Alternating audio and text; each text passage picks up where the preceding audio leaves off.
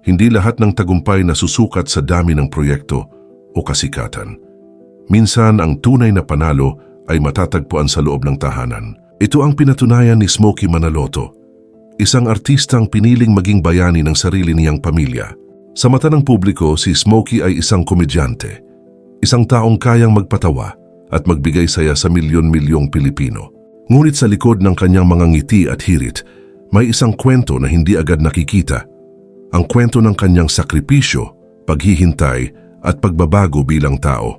Ipinanganak noong April 24, 1971 sa Maynila, si Smokey o Brian Paul Manaloto ay lumaki sa isang simpleng pamilya na may malinaw na pagpapahalaga sa disiplina at edukasyon. Ang kanyang palayaw na Smokey ay nagmula sa kanyang ama, na isang tagahanga ng American soul singer na si Smokey Robinson. Ayon mismo kay Smokey sa kanyang mga panayam, ipinangalan siya sa idolo ng kanyang amang si Romeo, kaya mula pagkabata ay Smokey na ang tawag sa kanya at ito na rin ang naging pangalan na nakilala sa buong industriya. Maaga siyang pumasok sa showbiz, ngunit hindi ito naging madali. Bata pa lamang siya ay natuto na siyang magtrabaho, hindi para sa kasikatan, kundi para makatulong sa pamilya. Habang ang ibang bata ay naglalaro, si Smokey ay nasa set, nagre-rehearse at naghahanda para sa kanyang mga eksena. Sa kabila ng kanyang abalang schedule, hindi niya pinabayaan ang kanyang pag-aaral. Malaki ang naging papel ng kanyang mga magulang sa bahaging ito ng kanyang buhay. Sila ang nagsilbing gabay at paalala na ang edukasyon ay mahalaga. Sa tulong nila nagawa niyang pagsabayin ang eskwela at showbiz, isang bagay na hindi madaling gawin para sa isang batang artista. May mga araw na mula eskwela ay diretso siya sa taping, dala ang kanyang mga libro.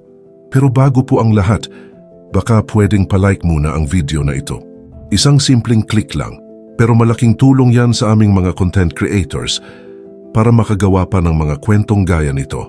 Maraming salamat po. May mga gabing kahit pagod na, nag-aaral pa rin siya. At sa bawat hakbang, nariyan ang kanyang mga magulang. Sumusuporta, gumagabay at nagpapatibay sa kanyang loob. Dahil dito, nahubog ang kanyang pagkatao. Natutunan niyang maging disiplinado, mapagpakumbaba at responsable, mga katangiang naging pundasyon ng kanyang mahabang pananatili sa industriya. Hindi nagtagal, naging bahagi siya ng sikat na youth-oriented show na That's Entertainment, kung saan lalo siyang nahasa bilang performer.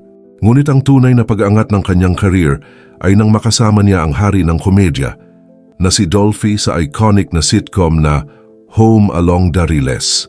Dito niya pinatunayan na hindi lang siya basta komedyante, isa siyang mahusay na aktor. Kaya niyang magpatawa ng natural, ngunit kaya rin niyang magdala ng seryosong emosyon kapag kinakailangan.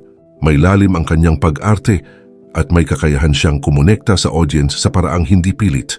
Bukod sa acting, nagningning din siya sa hosting. Isa siya sa mga host na hindi kailangang umasa sa script. Natural ang kanyang daloy, mabilis ang kanyang isip, at may kakaibang kakayahang gawing nakakatawa ang kahit simpleng sitwasyon. At dito lalo siyang tumatak sa Takeshi's Castle. Para sa maraming Pilipino, ang boses ni Smokey ang naging kaluluwa ng palabas. Hindi lang siya narrator, isa siyang storyteller. Sa bawat episode, ang mga contestant ay nagiging character. Ang mga obstacle ay nagiging eksena, at ang bawat pagkadapa ay nagiging dahilan ng tawanan. Ang kanyang mga hirit ay puno ng wit, creativity, at natural na humor. Kaya naman hanggang ngayon, marami pa rin ang nagsasabing, nakakamiss si Smokey. Nakakamiss ang kanyang boses. Nakakamiss ang kanyang estilo. Nakakamiss ang simpleng saya na kanyang naibibigay.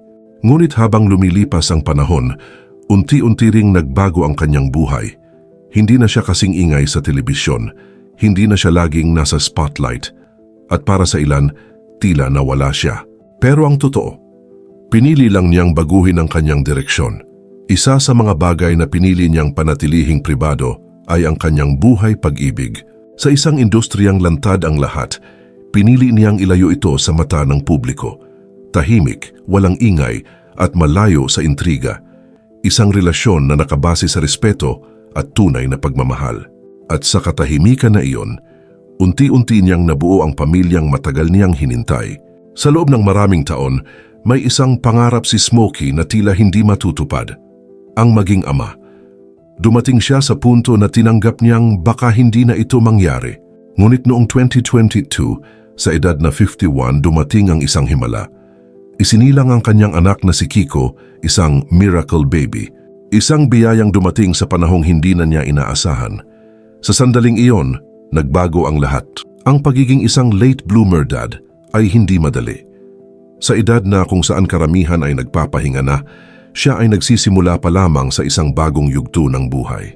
Ngunit para kay Smokey, ito ang pinakamahalagang papel na kanyang ginampanan, ngunit kasabay ng saya ay dumating ang isang hamon. Nang malaman nilang ang kanyang anak ay nasa autism spectrum, kinailangan niyang harapin ang isang realidad na hindi kayang ihanda ng kahit anong karanasan sa showbiz. May mga araw ng pag-aalala, may mga gabing puno ng pagod, may mga sandaling puno ng tanong. Ngunit sa halip na sumuko, pinili niyang maging matatag. Pinili niyang maging present. Pinili niyang maging ama, higit sa lahat. Sa paglipas ng panahon, natutunan niyang pahalagahan ang mga bagay na dati ay tila maliit lamang, ang isang ngiti, isang galaw, isang simpleng interaction. Ang kanyang anak ay natutong gumamit ng sign language at para kay Smokey, ito ay isang napakalaking tagumpay. Alam mo, napapansin ko nga na ibang tao, they take for granted yung maliliit na bagay na nagagawa ng anak. Pero for a parent who has a kid who's under the spectrum, the small things means a lot. Like, kunyari, natuto siyang mag-sign language. Nasa sign language siya ang buong alphabet. It's a big deal sa amin. Tapos, it's very emotional for me to talk about it. Pero I really love my kid kahit na ano pa siya. Dito niya natutunan ang konsepto ng small wins. At dito rin niya na-realize na ang tunay na tagumpay ay hindi nasusukat sa dami ng proyekto, kundi sa dami ng sandaling naroroon ka para sa iyong pamilya. Dahil dito, nagbago ang kanyang mga prioridad. Hindi na niya hinahabol ang kasikatan. Hindi na niya hinahabol ang spotlight. Mas pinili niyang maging nasa bahay. Mas pinili niyang maging ama. Sa paglipas ng panahon, mas naging sentro ng kanyang buhay ang pananampalataya, isang bagay na nagbigay sa kanya ng lakas at gabay sa pagharap sa mga hamon bilang ama at bilang tao.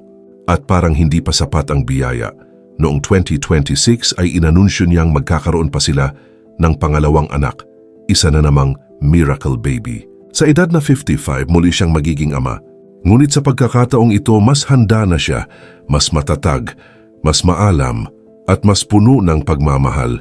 Sa kasalukuyan, nananatili pa rin siyang aktibo sa showbiz. Ngunit sa mas tahimik at balanseng paraan. Hindi na niya kailangang patunayan ang kanyang sarili dahil matagal na niya itong nagawa. Sa huli, ang kwento ni Smokey Manaloto ay hindi lamang kwento ng isang komedyante. Ito ay kwento ng isang batang ginabayan ng kanyang mga magulang. Isang artistang minahal dahil sa kanyang galing sa acting at hosting. Isang lalaking piniling panatilihing pribado ang kanyang pag-ibig at isang ama na natutong yakapin ang himala at hamon ng buhay.